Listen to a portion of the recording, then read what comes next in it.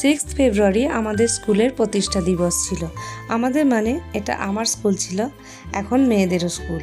তো সেই জন্য স্কুলের প্রোগ্রামের জন্য বড় মেয়ে ছোট মেয়েকে রেডি করিয়ে দিল। তারপর আমরা টোটো করে স্কুলের উদ্দেশ্যে বেরিয়ে পড়লাম।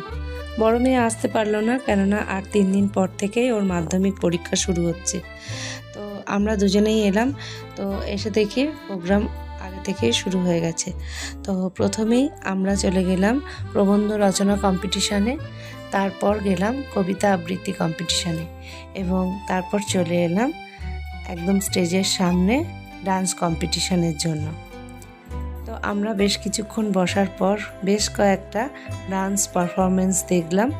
তারপর আমার মেয়ের ডাক এলো, তো ওর ডান্স করলো। তারপর চলে গেল ড্রয়িং কম্পিটিশানের জন্য আলাদা একটা বিল্ডিংয়ে। আমি বসে বসে দেখছিলাম অন্যান্য বাচ্চারা কত সুন্দর একটার পর একটা বিভিন্ন ধরনের নতুন নতুন গানে ডান্স করছিল। তো দেখতে খুবই ভালো লাগছিল। তো তারপর একদম শেষে খুব মজার একটা ইভেন্ট ছিল, যেটা হচ্ছে যেমন খুশি তেমন সাজো। খুব সুন্দর সেজেছিল সবাই, এক একজন এক এক রকম। তো আমিও আমার মেয়েকে সাজিয়েছিলাম।